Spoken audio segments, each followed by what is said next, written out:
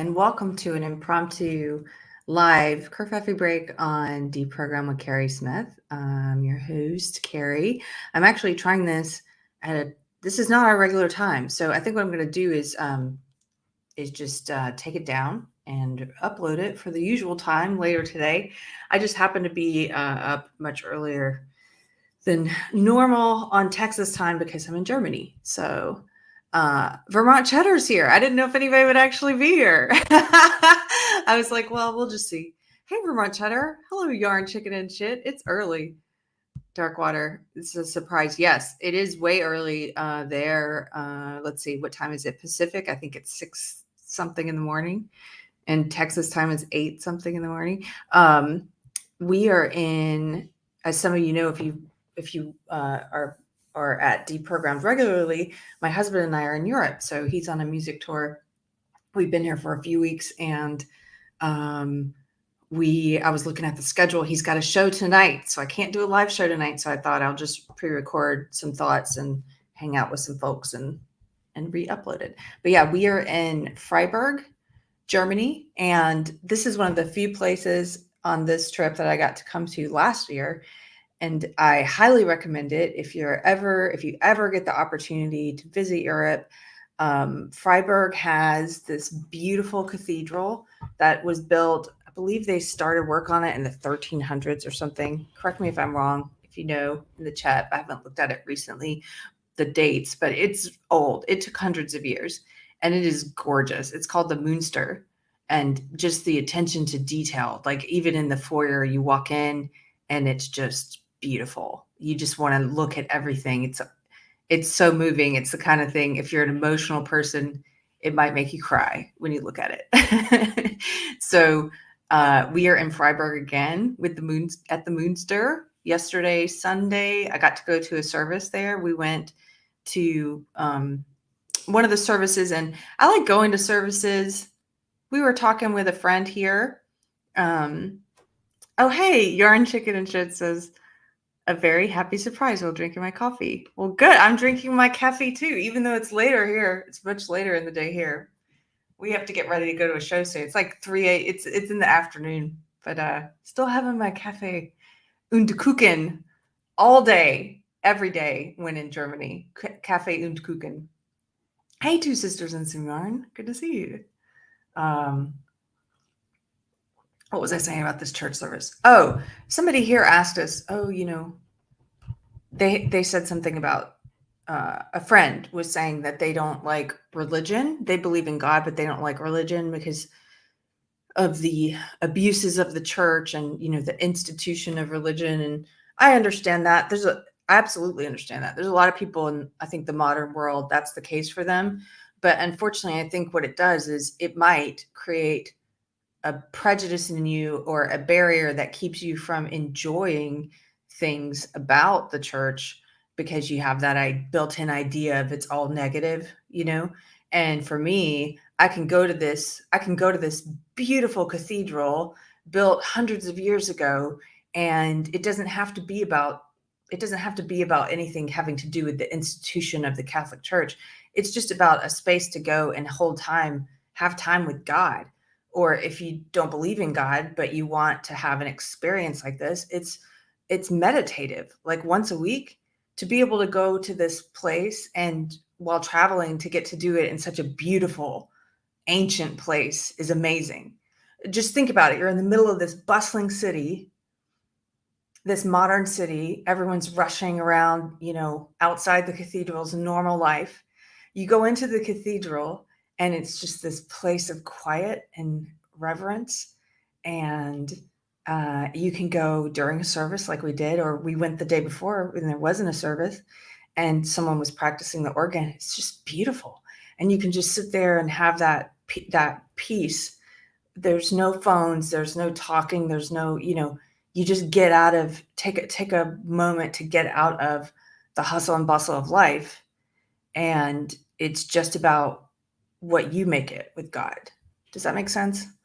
So I kind of felt like, oh, that sucks if you're at a place where,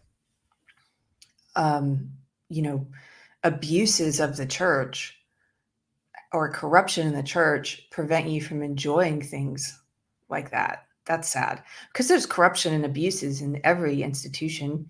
You can't get away from that. There's corruption and abuses in government. There's corruptions and abuses in the public schools. There's corruption and abuses at knitting websites like Ravelry. Do you know what I mean? Like, there's going to be corruptions and abuses everywhere. You can still get something positive out of it. Take what you want from it, right? Dom says, seeing the churches. Hey, Dom, by the way, good to see you. Seeing the churches is one of my favorite things when visiting a new city, especially in Europe. They are so beautiful. Yeah, they're so beautiful and they're so old. I think as an American, it's hard for us, or maybe just me, but to wrap my head around it sometimes, at just how old these places are. And it's like you kind of take it for granted, I guess, if you live around all this beauty. And it's something nice about, not being from here, coming here and being able to see it with new eyes and like, this is amazing, and saying to our friends here, like, I can't believe you live among all of this. So, funny story, we were laughing because our friend, Anthony, my husband's friend, longtime friend here in Germany, who he sees like every year, we got to see her last year, her son is going to come stay with us in Texas. He is young. He's a young adult. He's never been to America. And we were just joking because they have here in Germany, they have a TJ Maxx. It's called TK Maxx. But it's just like TJ Maxx. And you go inside and you're like, wow, this is like America, right? So I took a picture of the outside TK Maxx. It's just funny. Anthony's mom, it's like her favorite store, TJ Maxx. So they have a TK Maxx here, and he was joking that he was going to tell this young man to prepare him for America. Just, go inside the TK Maxx and look around, and that's what America's like. So except for Manhattan. He's also going to visit Manhattan. That's really different. But yeah, it's just kind of a silly thing. TK Maxx. That's where you get your America in Germany. Darkwater says it's like a European going to Japan and when China was accessible. Oh yeah, you mean where everything is new and exotic and different, right? Yeah, that's how it feels like. So much of it is different. But then, yes, Kale's laughing. But then there's the TK Maxx. It makes me feel at home. So there you go. So did you guys see in the news, this news made it here, I guess. My husband clued me into what's going on, what people are focusing on back in the States. And did you guys see this news about so-called, Nazis marching in Orlando? Now, I don't know if I can say that word on YouTube. Usually they'll restrict your video if you say that word, but it's in the news. I want to talk about it, so I'm just going to say it. I guess I can't avoid it. There's a lot of conversation going on about whether or not these guys are feds. And here, it's just silly. Let me just put this on the screen. If you are not familiar with this story, apparently it's all over the news right now in the States. One of the reasons why wrong thinkers, I think, and doubt these things is because we've seen so much propaganda and manipulation by the press and by the government that we automatically are skeptical, which I think we should be. At the same time, I don't ever want to get to a place where I'm automatically more than just skeptical, but automatically just think, oh, it's definitely the feds without evidence. Do you know what I mean? So I don't know what this is. These guys, in my opinion, they could be actual neo-Nazis or they could be feds. It could go either way. My mind is open to both possibilities. I'm not locked in on an opinion, but here we go. This is from the New York Post. Shocking video shows neo-Nazis marching outside Disney World and chanting, "We are everywhere." This is an article from September 3rd, yesterday, and you can see, I don't have the sound up, but you can see video of these guys. They're wearing masks like Antifa, which is kind of weird, right? Like, why would they be wearing masks? It seems like, well, that's kind of silly because historically the KKK wore masks, right? But it seems like lately these guys are not, like racists are pretty proud of the fact that they're racist. So that's a little weird to me that they're wearing masks. The leader's not. The leader and the face tattoo guy are not. And there's an interview with the leader, which we're going to look at part of it. So here's the article.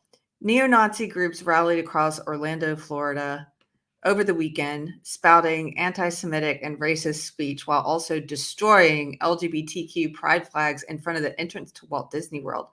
Shocking videos on social media show the neo-Nazi groups marching in North Orlando Saturday, waving swastika flags and shouting Heil Hitler and We Are Everywhere.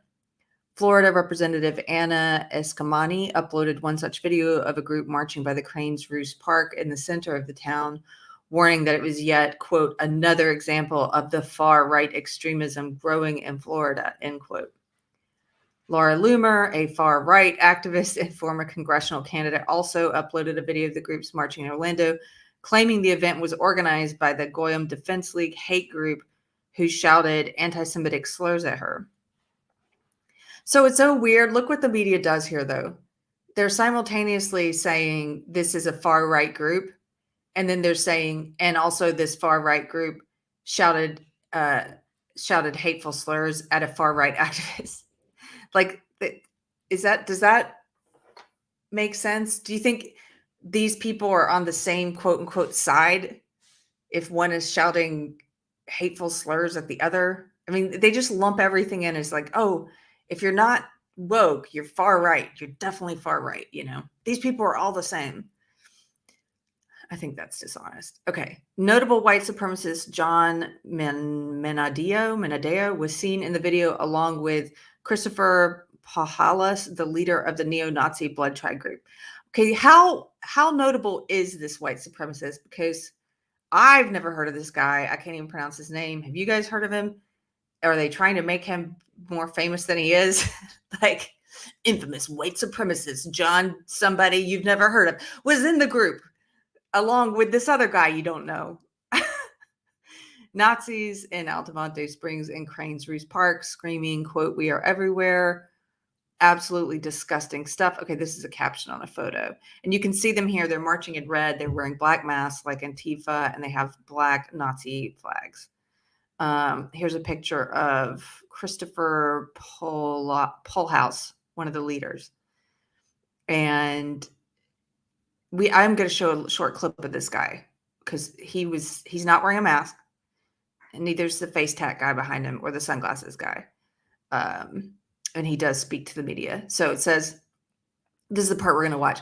Polhaus could be seen in one video claiming that he would vote for President Biden in 2024 because of his support for Ukraine, where the far-right all-volunteer military group Azov Battalion is fighting, while another group voiced its support for Republican Florida Governor Ron DeSantis. Ahead of the rally through Orlando streets, members of the local Florida neo-Nazi network Order of the Black Sun were seen doing the Nazi salute and destroying pride flags outside of Disney World.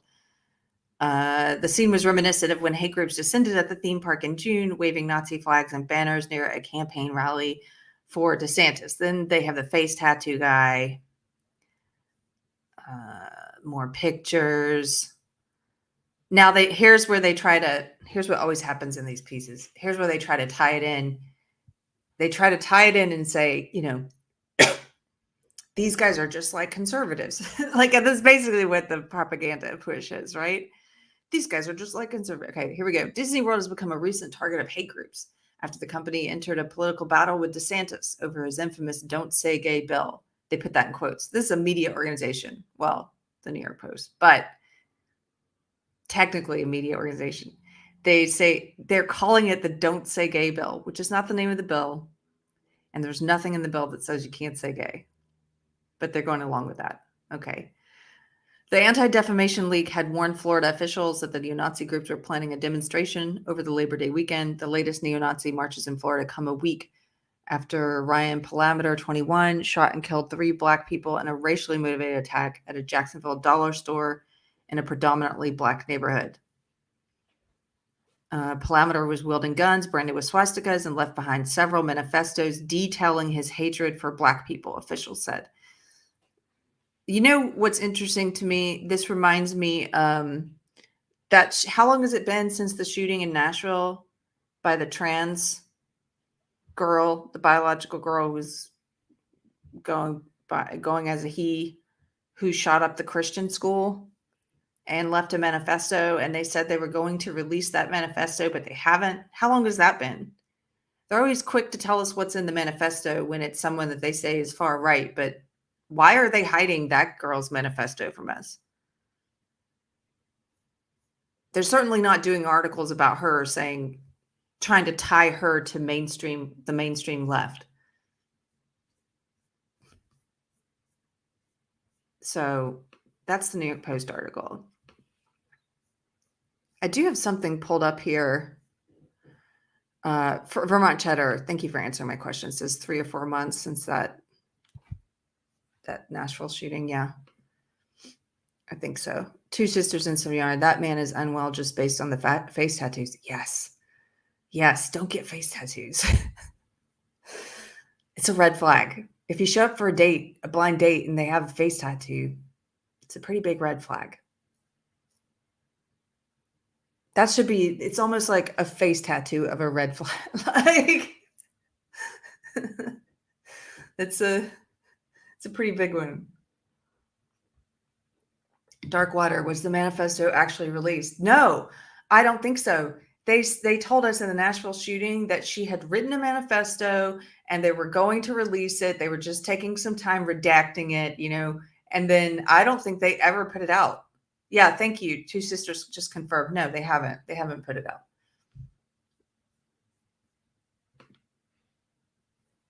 Okay, so here's a skeptical article. This is where we get some of the people who are saying, who don't trust that these are actual neo-Nazis and who believe that they might be feds, which, again, I'm open to both possibilities. I have no idea. I don't trust anything anymore. Let's see.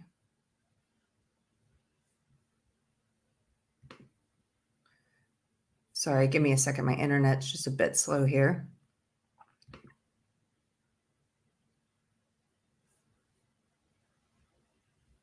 Southern Belle said that shooting was March 27th, so it's been more than 2 or 3 months.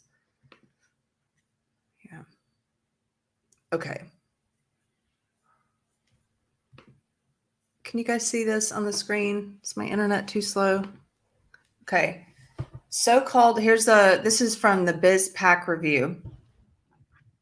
Headline, so-called Nazis resurface in Orlando, voice support for Biden over Trump, quote, he sends rockets to Ukraine, end quote. And this article, the headline here is kind of an anomaly. You would think that you would be able to easily find articles about what the leader of this supposed neo-Nazi group said about voting for Biden. You would think you'd be able to find that pretty easily, but of course not. Of course, the mainstream media is not leading with that or covering that. And some of them are even leaving it out of their articles. If that neo-Nazi leader had said he supported any Republican, name one, Trump, DeSantis, whoever, if he said he supported one of those guys, it would be front page news, and the media would be calling on Trump or DeSantis or whoever it was to denounce him. And even when they had denounced him, they would still be saying he hadn't, just like we saw happen. That's happened. That's actually happened before. And that would be constant. That would be something that they repeat so many times that people on the left just come to know that and to be able to spit it out as a fact. But people on the left will not know this. I guarantee you, the random people that you know in your life who are on the left, who maybe are, well, it doesn't matter if they're really plugged into the media of the left, they won't hear this. And if they're not, if they're just kind of casually on the left and they don't pay too much attention to the news, they're also not going to hear this. But the people in your life who are on the left, they're not going to hear this, that the leader of this neo-Nazi group said on camera, out of the choices, he would vote for Biden, that he supports Biden. I just think that's kind of funny. Okay, here we go. So-called Nazis were on the march near Orlando, Florida on Saturday when a group of costumed men going by the name of Blood Tribe turned out to seek attention in a demonstration that conveniently feeds into the Biden regime's claims that, quote, white supremacy is the most dangerous threat to America today. Coming a week after a racially motivated incident at a Jacksonville area Dollar General store that saw 3 Black people gunned down in cold blood by a disturbed young man who left behind a racist manifesto, the gaggle of demonstrators who are dressed in remarkably similar garb to the Patriot Front group, which has mysteriously disappeared, spoke to an independent media reporter with their leader spoiling the narrative by saying that he supports President Joe Biden. Christopher Pohlhaus, a former Marine, spoke on behalf of Blood Tribe and another neo-Nazi group that calls itself the Goyim Defense League that joined his group for the march. So here, let's play this. I'm going to see if I can make this just a tad bit larger, and we're going to play this video.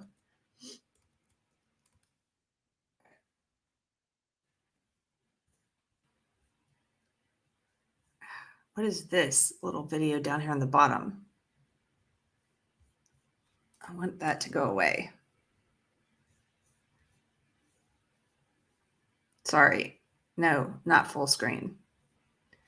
Why can't I delete that? Oh, well. Stick up for your fucking self.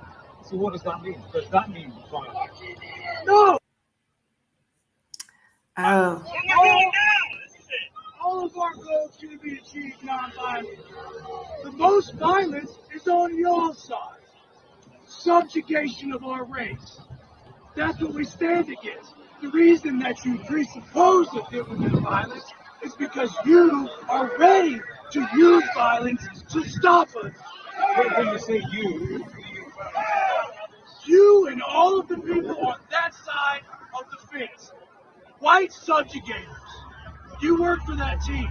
Kites, jewelry, capitalism, billionaires. That's your side. I know it's your side because you still have a job. Christopher, there's a presidential race going on right now. Are you going to vote in 2024? What do you think is going to happen? My vote is useless. I think Biden's better than Trump because he sends rockets to Ukraine.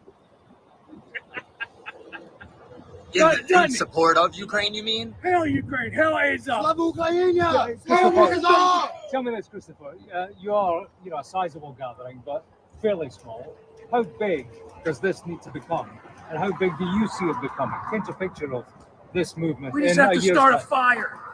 We have to just start a fire. How do you do that? We're the kindling.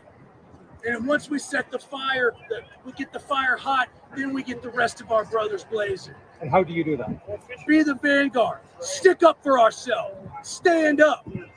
Don't be afraid. Show no fear.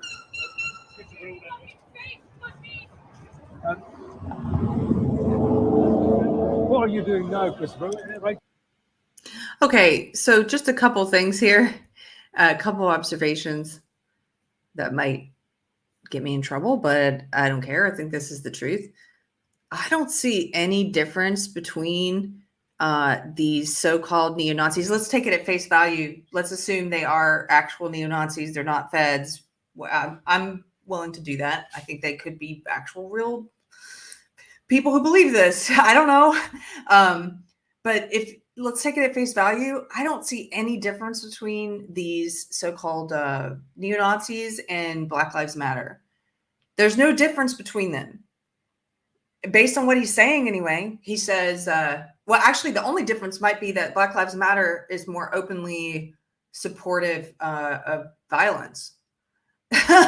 Just a little bit more, people are more willing to defend that. He said he's not for violence. But let's look at them side by side. They both say we're out here because we have a grievance with how our race is being treated. We believe we're being treated in a racist way. Like, they both say that. They both say we're being subjugated. He talks about the subjugation of white people. He's basically saying we're out here standing up for white people. Then he says some negative stuff about Jewish people and other races. He definitely says some anti-Semitic stuff. Just like Black Lives Matter says negative shit about white people all the time. And that's considered okay because they have redefined racism to say it's not racism, but it is racism. So they're pretty similar. They're both like, we're out here because our race is aggrieved and put upon and being oppressed. And we're going to criticize these other races because we view it as their fault that we're being oppressed. And they're the oppressor. So we're going to criticize them. And we're going to stand up for ourselves. It's no difference. The only difference is how they're treated, right? Because as a society, as a culture, we've all come to a consensus, left, right, it doesn't matter. All of society agrees these white supremacist freaks are wrong. That racism is wrong. That even if your race is being subjugated or oppressed in some ways, that it's wrong to then do that, to say, well, it's all the Jews' fault, or it's all this race's fault, or it's all that race. To become a racist because you're the subject of racism or the victim of racism it's a moral wrong. You're never going to cure racism with racism. We've agreed these guys are outside of the Overton window, that these guys are outside what is considered the realm of acceptable ideas and discourse, that these guys are bad. The difference is mainstream society hasn't decided that about Black Lives Matter. They say everything these guys are doing is cool if it's done by Black Lives Matter. It's totally cool to say we're out here and more, to be out here burning businesses, killing people, rioting, that's all acceptable and okay. Why? Because of the race of the people.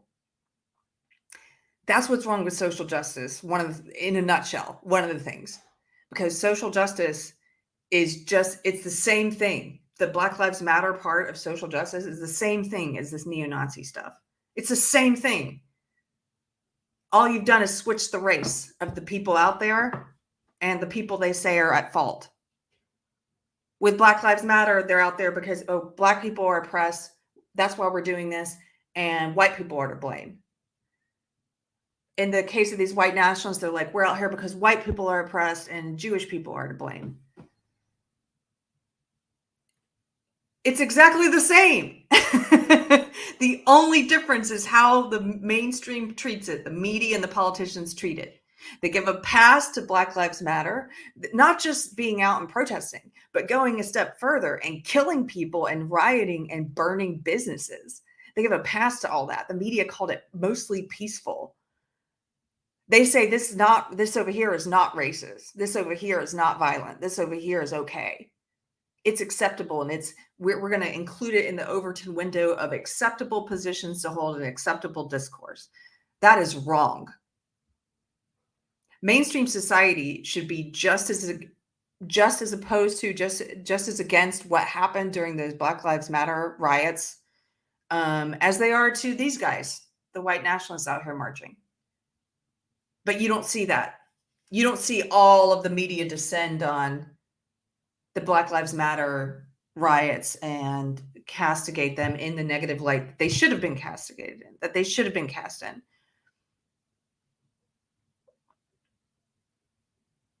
So that's what sticks out to me. It doesn't really matter to me if these supposed neo-Nazis are real or not. Because I think what's going to happen is that even if these guys happen to be feds, I don't know. But I think there are going to be people like this. I think it makes sense.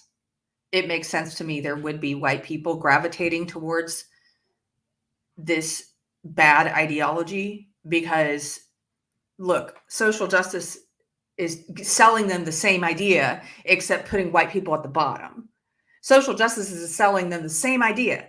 Social justice and white supremacy are both like, hey, the best way to look at the world is based on what identity group, what racial group you're in. That's how we should look at the world. That the whole world is a competition for power among identity groups, including racial groups. Social justice sells them this, and so does white supremacy. They sell the same ideology. The only difference is social justice says, and white people are down here at the bottom because they're the oppressors and they have too much power. And so we're going to treat them differently and discriminate against them and be racist towards them, etc. And the only way to exist in the social justice world as a white person is to, constantly self-flagellate and confess your white privilege and all that crap, right? Is to become a second-class citizen and to be cool with it and to be a little groveling, thank you, sir. May I have another doormat, right? That's what social justice offers. White supremacy, same ideology, except it puts white people at the top, and it says, hey, no, white people, we're up here at the top, and we are oppressed by Jewish people, and I guess presumably they say black people now too, and I don't know. We're the ones being oppressed, so we're going to put white people at the top, and all those people are at the bottom because they're the oppressors.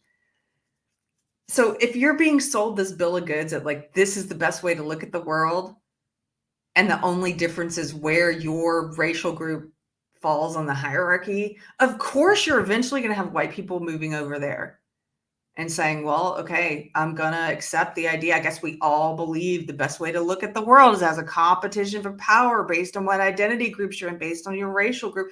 We should judge and treat each other differently on the basis of race. They both say that. And it makes sense that you're going to have some white people eventually gravitate towards that side of the coin and say, okay, well, at least, well, I'm going to pick the side that puts my racial identity group at the top.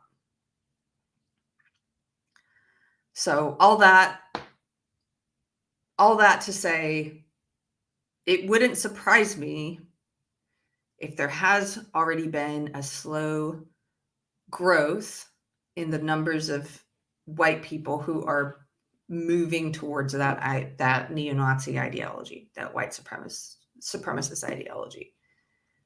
And that's something that those of us who've been speaking out against social justice have been afraid of happening for a while. Like we've been saying this for years.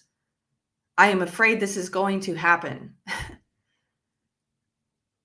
I'm afraid, what is that law of nature? For every action, there's an equal and opposite reaction.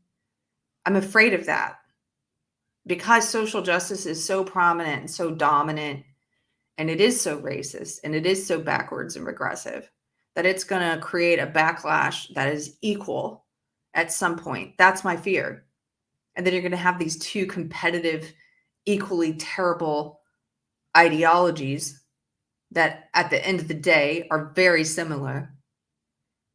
And that's going to be what dominates culture. That's going to suck.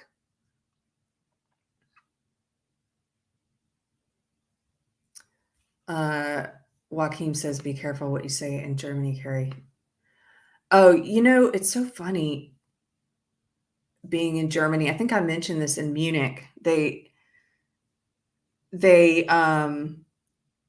have like stickers and spray paint everywhere in the big cities that say like FCK, so FCK NZS or whatever. So F word Nazis, right? Or they criticize the AFD. They say the AFD is Nazis. That's what they say. I don't believe them. I haven't read enough to know if they are or not, but I don't, like I said at the beginning of this video, I don't trust anyone anymore. And when somebody says somebody's a Nazi, I'm like, well, I don't know. I've been called that and I'm not. So I have to look into it. So I haven't looked into it, but they say that that party is full of Nazis. And so you'll see that spray painted everywhere, and you'll see stickers like that, like FCK, the AFD. It's a party that stands for Alternative for Deutschland. All I've been able to find out so far that I know is factual is that they are a party that I think they came together to oppose some of the stuff that's happening around immigration. And then they also opposed COVID restrictions. And both of those things I can be down with. So I do have to learn more, though, about them. But you see this everywhere. You see FCK, NZS in the big cities. And the weird thing is, I don't see any neo-Nazis out here. It's like, if you were going just based on the spray paint and stuff, you'd be like, wow, there must be a real problem here with far right, neo-Nazis. Where? I don't see them. And I don't see any stickers or propaganda that's pushing them. In fact, I see the opposite. I see constantly everywhere Antifa crap, Antifa stickers. There's a business we saw near here in Freiburg. On the side of the wall, spray painted is like, Antifa territory. I'm like, it's a nice like ladies dress shop. If I was the shop owner, I would come out there and paint over that and be like, no, this is where I sell ladies dresses. This is not Antifa territory. I feel like Antifa, and they just run around like these punks, just just spray painting and defacing businesses. And a lot of businesses will put, these signs of tacit support in the windows so they don't get targeted by Antifa, like putting the blood over the door, like don't touch us with your violence or your graffiti or what have you. But yeah, I would say Antifa, just based on the tagging and the stickers and stuff, seems to be pretty big here. Like they may have an Antifa problem here. But I don't see any right-wingers. Haven't seen any right-wingers protesting or anything. We did see something cool here in Freiburg a couple days ago. We saw a protest happening in the middle of the street, and we were like, oh, great. At first, I thought it was going to be, some of the climate change people. What are they? I did a video on them. They're called they call themselves the last generation. Those people who wear the orange and sit in front of traffic and block traffic so people can't get to hospitals in the middle of an emergency. Those jerks. I thought it was going to be them, but it wasn't. It was a peace rally. It was a peace rally against the war in Ukraine, against war in general. They had old school hippie signs with doves on it. And my husband was translating some of the signs, and it was saying stuff about, peace, ending war, getting out of, what was the thing it talked about getting out of, not NAFTA, I forget. NATO, duh. Those acronyms live in the same place in my brain. Yeah, it said, get out of NATO. And they were mostly older people. It was mostly people our age, a little older, actually. So it was like old hippies. And they were marching. They had a police escort, and they were marching for peace. And it was so surprising. I was trying to think what was different about it. And I think it was because, number one, it wasn't a lot of young people. It wasn't Gen X or, or it wasn't Gen Z or Gen Y. It wasn't millennials or Gen Z. It was old people. It was old hippies and boomers. So that was different. And the other thing I think is different is that in terms of my opinion about it, I was thinking, I don't have a problem with this at all because I support peace. And you know what's interesting? This old school kind of activism or protest for peace, what they're doing is, if you boil it down, they're in the street with their signs. They're saying, government, get out of other countries. Quit killing people. Let's end war. That's what they're saying. Less interference by government. That's what they're saying. What passes for activism these days is mostly young people, and they're doing the opposite. They're doing the opposite. They're in the streets. If you boil it down, they're in the streets saying, government, get more involved in our lives. Like they're in the streets saying they're tools of the government. They don't even realize it. They're in the streets with signs, and they're saying, government, restrict our individual rights. Government, in the name of climate change, come in and take away our rights, please. That's what they're doing. That's what they're doing. They're exactly the opposite of the old school hippies. The old school hippies are like, government, get out of our way. Let us have our individual freedom. Let us have peace, And then these young people are out there like, government, come into our homes and our lives, restrict how much energy we can use. Let us know if we can have gas stoves or not. Please control our thermostat. Take away our private transportation, government. But come on in and tell us we can't go to work. Please, government, tell us we can't work for a living. Shut down our small businesses, government. That would be awesome. Please force us to wear masks on our face, government. They're in the streets demanding this. Government, come in and take away our rights. Like, yes, the Ginger Ninja. The young people are like rage for the machine. And what a trick the devil has played, right? That's a Christian phrase, but you can substitute anything. If you don't believe in the devil, you can substitute the powers that be there, right? But what a trick the devil has played to get young people in the street thinking they're part of the resistance when they're part of the machine. Govern me harder, Daddy. Yes. Yes. Govern me harder. That's what they want. Yeah, Southern Bell. Save us, government.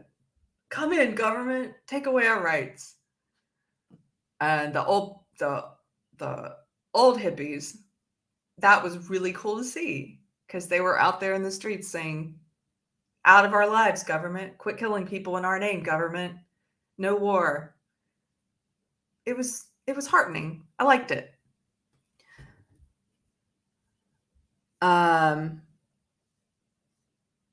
Sorry, I'm just trying to catch up on the chat. I saw something. I didn't know what it was regarding. So, LPJ says, I wish Keri would talk about Hosh last night. I'm not sure what that is referring to.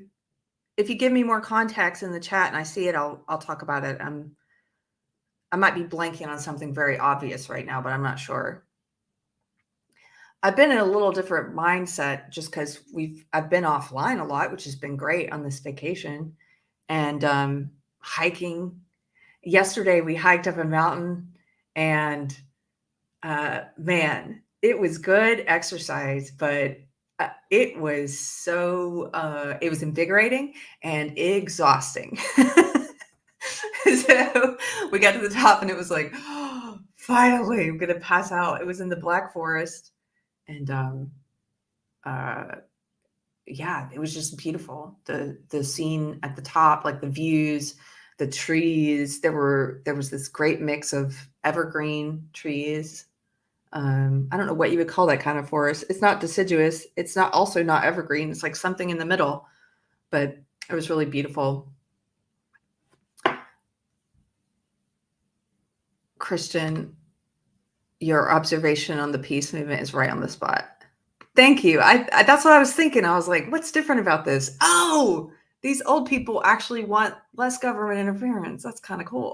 Like that's the old peace movement for you.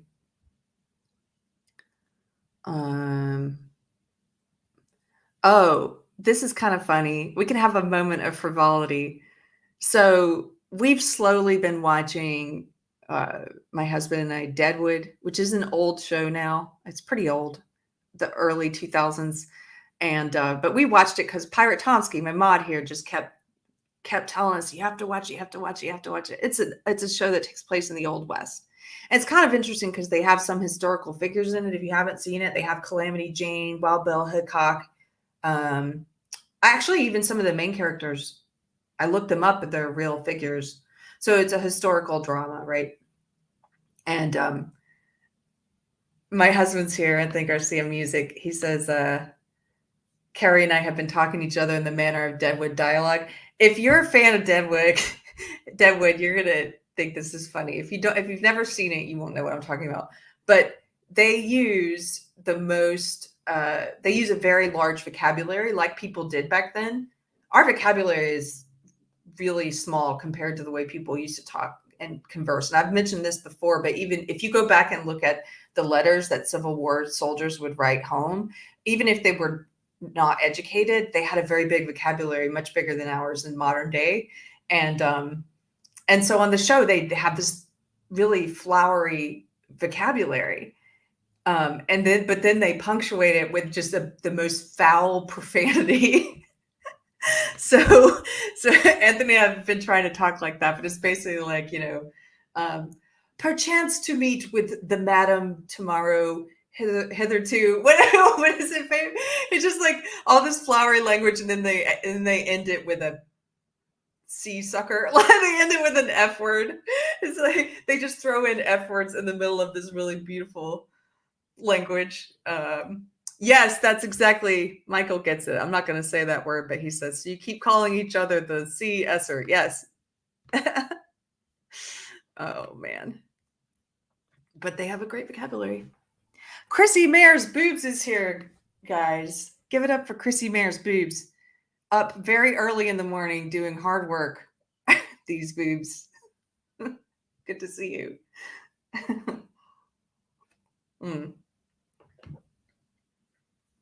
So, I don't know. That's all I wanted. That's all that was really on my mind this morning in terms of news in the world, was this sort of hysteria over the alleged neo-Nazis. I don't have much else I wanted to talk about today. If you guys do, drop it in the chat. Let me know. I should have said at the beginning, if you like the show and want to support, an easy way to do that is to leave a comment, because it helps the algorithm if there's people leaving comments. And you can also share the video, but you can just leave a comment or hit like on the video. And if you want to support further, you can also become a paid subscriber. $1 a month, I think, is our lowest level. And you can do that here at YouTube by becoming a member, or you can do it at Locals or Patreon or Subscribestar. Subscribestar is probably the best if you're going to pick one. Let's see. Does Tiger have German Shepherd DNA? Adam. Hey, Adam. I don't know what Tiger's DNA is, but I miss my little dog. Let me tell you, this is the longest I've been apart from my dog, being on vacation. I'm sure some of you guys have been in this situation before. I feel like embarrassed because, you know, he's just a dog, but he's like my family. I really miss him. And fortunately, I've been getting some good updates about him and pictures and everything. But it's been a few weeks now, and I'm like, is he going to remember me when I get home? And also, it makes me sad because I think, what if he thinks I left him forever? You know, I don't know what a dog's mind is like. So what if he's like, I was abandoned? And that's, I don't know. Anyway, I'm very excited to see him soon. Dark Side Bob, on vacation? Well, it's a working vacation of sorts. Yes, I'm pretty lucky because my husband is a musician. So he's here in Europe. We've been here for a few weeks doing shows. And he's had shows with his full band was out here for the first couple of weeks. And that was in Munich, Germany, and then in Switzerland and Zug. And then they went back to the States. Actually, I think one of his bass players still on vacation with his mom out here. But the shows since then have been solo shows in Freiburg, Germany.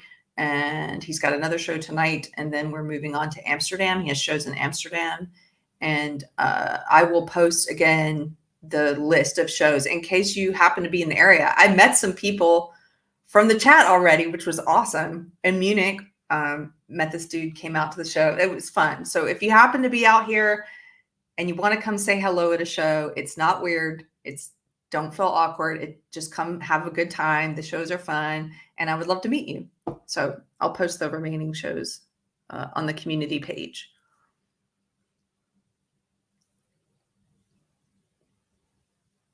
Let's see. Somebody says, we must have Tiger tested. Oh, Two Sisters in Song. You should definitely record Tiger seeing you again. Oh, man. I guess we should do one of those videos. You know those videos that people do like that when the dog gets home or the serviceman gets home and the dog sees him and it's super emotional. But what if we set the camera up, Amy, and then Tiger was like, I don't remember you. That would be so sad I would cry for a different reason. What if he was like, no, I'm good. My new owner. Texas Sheep Lady, my grandmother's dog remembered me after 10 years. Wow. Knit Effery is here. Hey, lady. Maybe this early time is good. I just figured I would come on and see, but maybe this early time's good. Maybe I don't need to take this down and re-upload it at the regular time. I don't know. We'll figure it. Knit Effery's here, says bring back Amy some lederhosen so she can do a demonstration for us. Some of the funniest German puns a couple weeks ago when we first got here, and I was saying, I don't know why it made me laugh, but I was thinking of the movie.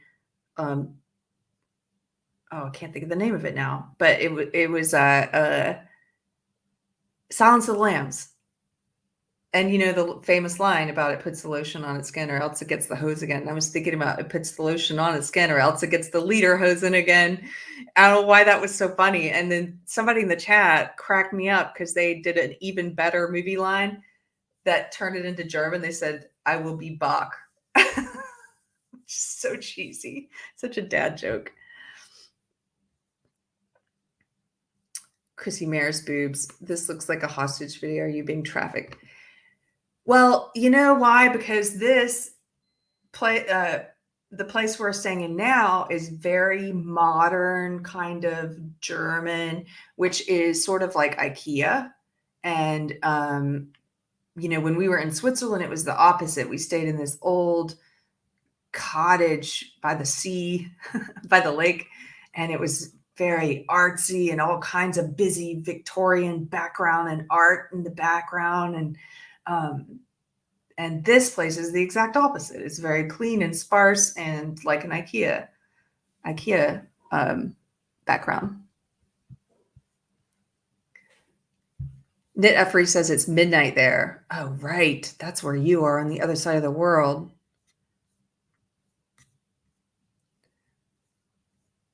What else are you guys? What else is in the news that I should know about? Somebody asked me to talk about something, and then I never heard from them. I think it was LPJ. I never heard from them what it was. But if there's something else in the news I should know about, let me know. I've been blessedly, like I said, hiking, in vacation mode, eating lots of cake and drinking lots of coffee. So I have not been paying as much attention. It's a good one. Two Sisters in Some Yarn says, I have one. Hold on. Burning Man. What's happening at Burning Man?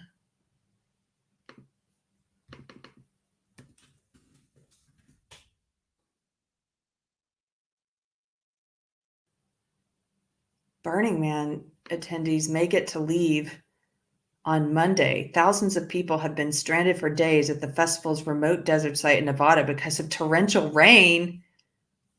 Wow.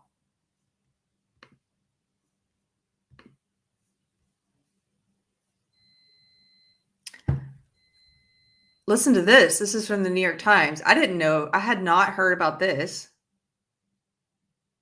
Floods in the desert and people can't leave.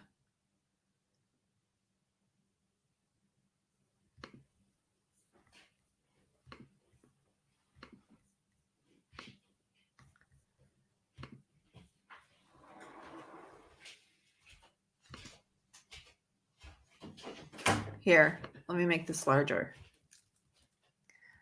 I don't know why, but New York Times let me read this article. They usually don't let me read articles because I don't have a paid thing. It says, clearing skies over northwestern Nevada on Monday may permit the mass exodus of thousands of people from the Burning Man Festival, where they have been stranded for days after torrential rain swept the event's remote desert location, organizers said. The improved forecast may also allow for the traditional climax to the celebration of art, music, and counterculture, the burning of a towering wooden effigy shaped like a man, which was twice postponed because of the weather. Muddy conditions and the inability to move heavy and fire safety equipment to the burning site were also to blame for the delays.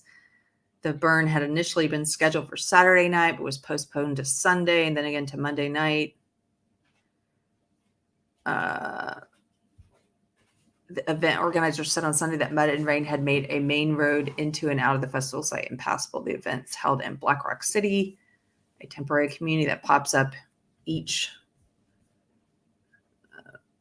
Oh, well, it reloaded the article.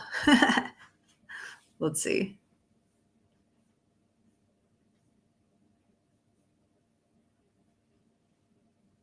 It keeps reloading. I think I've read enough, though. I see what happened. They got stranded there because of rain. Have you guys been to Burning Man in the chat? I've never been. I've known people who have gone. The people I knew who used to go, I know there's all different kinds of people that go, but the people I knew who went were like in the sex world. Like they were like they would go there and they would go to the tents where there was like public orgies, nudity and public orgies. So those are the people I know who went. So it's kind of tainted my view of Burning Man, but I know that's not all that happens there. So if you've been there and you've enjoyed it, tell me something about it.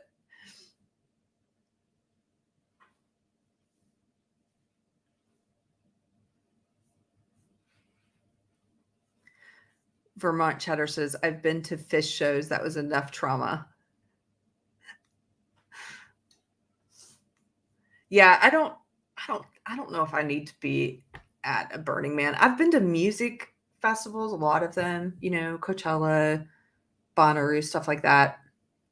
I don't know if I need to be at like a big outdoor arts festival with stuff like that in the desert. Chrissy Mare's boobs. No, we only go to Boob Fest. I love that you're in the chat. It's really funny. Texas Sheep Lady says there are supposedly lots of drugs too at Burning Man. Oh yeah, lots. People get weird. I did see something we could talk about before I say goodbye, just to get your thoughts on it. This is sort of a cultural topic, which are the stuff I'm most interested in. But what was interesting about it is there was like divided opinion. That's always when there's divided opinion within the people I follow, among the people I follow, that's interesting to me, more so than when everyone I've followed agrees. And so this was I don't know, it was just some TikTok video that a woman who is 29 and childless and not married had put up, where she was basically talking about how cool her life is because she's not married and doesn't have kids, and how fulfilling her life is. And so it went viral because Matt Walsh tweeted it. And what was interesting was in the comments, there were some people that were saying, leave her alone. She's just trying to make the best of her situation. And I don't know. It's one of those things that caused me to think for a little bit, because I thought what Matt Walsh was saying was valid. Here, let me show you first so you know what we're talking about. I thought what he was saying was valid, but I don't know. I have mixed thoughts on it.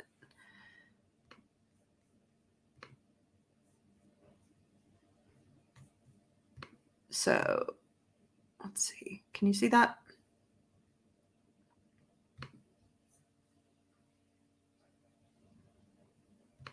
So first of all, here's his comments. Matt Walsh, he said, her life doesn't revolve around her family and kids. So instead, it revolves around TV shows and pop stars. Worst of all, she's too stupid to realize how depressing this is. Okay, so let's watch the video that he's commenting on. It's 10:45.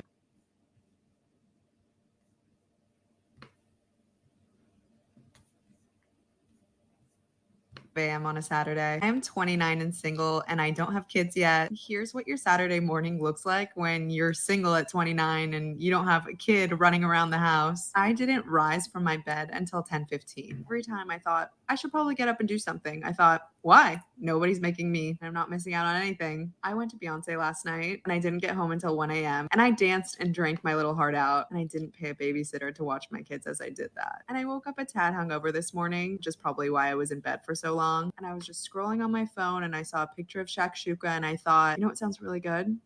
Maybe I'm going to learn how to make shakshuka today, because I have no plans and I don't have kids and I don't have a husband and I don't have errands to run. I can go to the grocery store and learn how to make shakshuka. So that's on my agenda today. Also on my agenda, probably a rewatch of some Real Housewives of New York. I'm also doing a rewatch of Normal People on Hulu, which is really spicy and I highly recommend. Weirdly, I'm into this documentary on Netflix about blue zone countries. So I've got a pretty stacked day. Anyway, I say all this to say, whenever I'm hard on myself about why I'm not married and I don't have kids and I should be further along at 29, almost 30, I wouldn't want to do anything else this Saturday. And I know that you can do all these things when you have kids and you're married, and I understand, but the effortlessness and ease of my life, just kind of focusing on myself and the shakshuka I want to make or the Beyonce concert I want to go to, really pays off when I'm hard on myself for not being where society tells me I should be in life. Okay, so only because this went viral, and I think it caused a lot of people to have a lot of different thoughts about it. I had some. I thought I would share it, see what you guys thought. Starzan is here. First of all, if you haven't seen it, I'm going to repost it. Please watch the interview I did with Starzan. It came out last week and a half ago.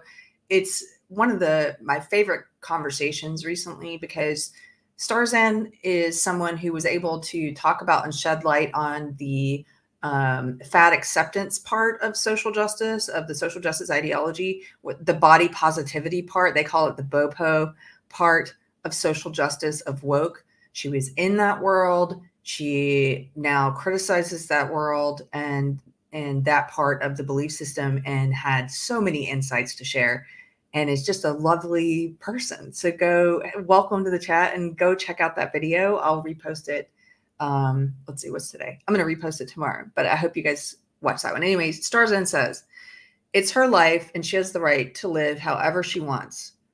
But she seemed like she was holding back emotions and then started overcompensating by acting like it was amazing. Yes, that was basically kind of my thoughts on it. Is it seemed like a video where she was mostly trying to convince herself that this was really a fulfilling existence of, watching 3 different TV shows in a day, and that being, what you're getting your meaning from. That, to me, it seemed like she was trying to convince herself. At the same time, I do agree with people who say, like, don't pick on her specifically. What's wrong with her trying to find the positive in her life? Yeah, there's no reason to, whoever this woman is, there's no reason to find out who she is or track her down or try and comment her individually. I agree with that completely. But I think it's okay for cultural commentators like Matt Walsh to hold up something like this as an example of, thoughts he has about modern society. I think that's okay. I think his observation that she has replaced relationships with, a husband and kids or close family with TV shows is a valid one. And that's not limited to this one person, this individual. That's something that affects all of us to varying degrees. When I was younger, my husband and I were talking about this while hiking yesterday. I'm one of those people who got really into some TV shows. When I was like really into, I've probably seen Twin Peaks 20 or 30 times. I don't know. Like, it's a lot. And I did the same with Lost. And I got really into those shows, almost where I felt like I knew those people and they were my friends.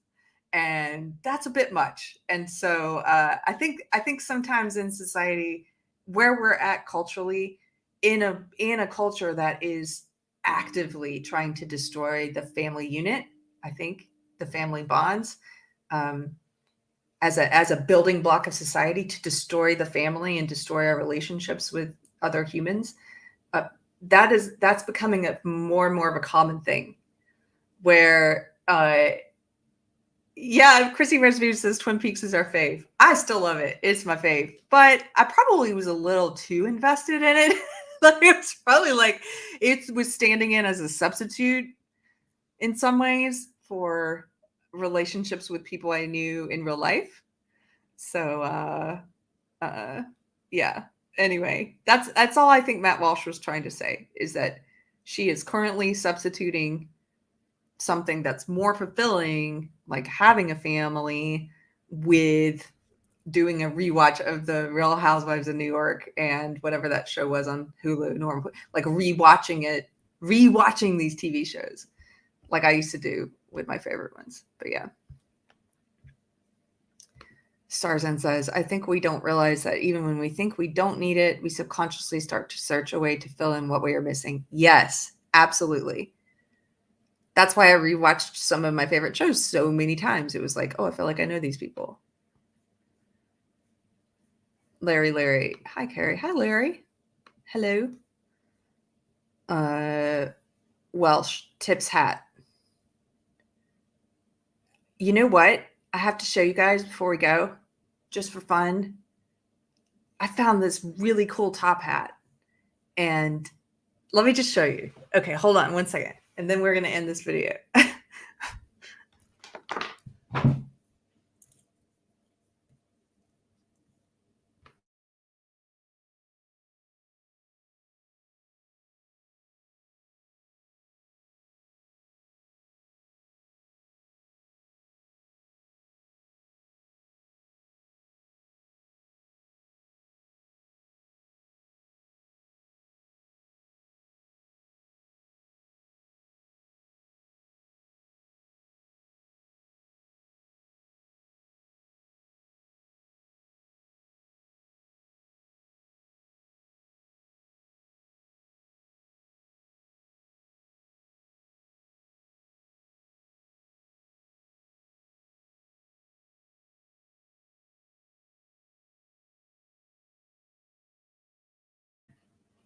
Anybody who's still sticking around, I commend you for your patience with me being silly. Look at this hat, though.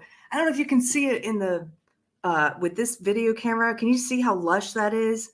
This is like actual beaver fur. It was in a thrift shop in Switzerland, and that I got to go to with some of the ladies that we were hanging out with.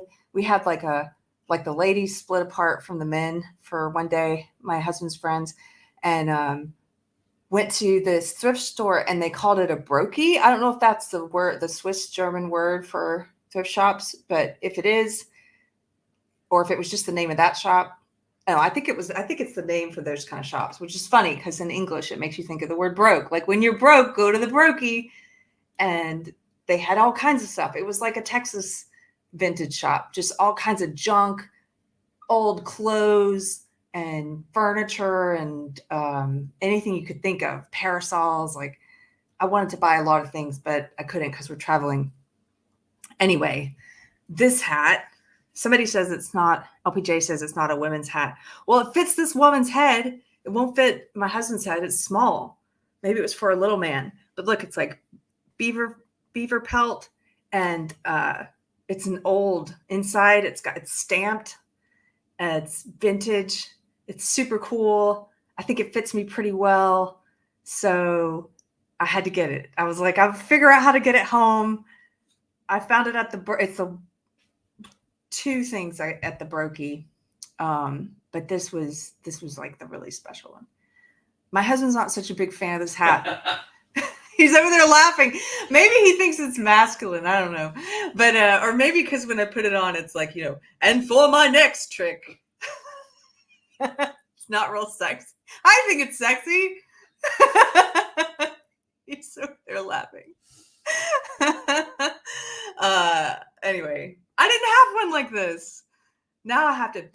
Thomas says you wear it on the plane. Well, that's the problem, Thomas. I wore my straw cowboy hat on the plane. So I have two hats that I can't pack that I have to figure out. What I'm going to do, I think, is just put this in my carry-on, my purse, empty everything out, just have a top hat in my purse. And then when you get on the plane, just start pulling scarves out of it. Like, this is just my top hat with scarves. Anyway. Okay. LPJ says your husband doesn't like it because he knows it's not a women's hat.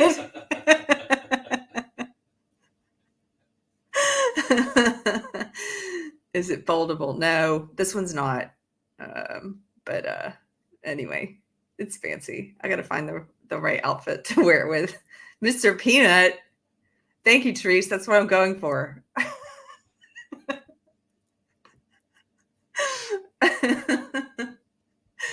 Okay. Well, you guys, thanks for hanging out at this early time for the US. I'm glad I got to hang out and talk with deprogram folks today. And if you're new here, this is a live show we do Mondays and Fridays, usually at 1 p.m. Central Time. Did a little early today because I'm traveling. But welcome if you found me because of an interview somewhere else and you're interested in social justice. I have a whole section of interviews with people, including Starzan being the most recent one, about woke ideology, about my old belief system. So check out the deprogrammed interviews. If you're looking for something more fun and frivolous, the Wednesday night show Pop Culture with my friend Mystery Chris, you can check out that playlist. But yeah, I'm glad to see so many familiar faces, and welcome if you're new. I'll talk to you later. Have a good week, guys. Okay. Bye-bye.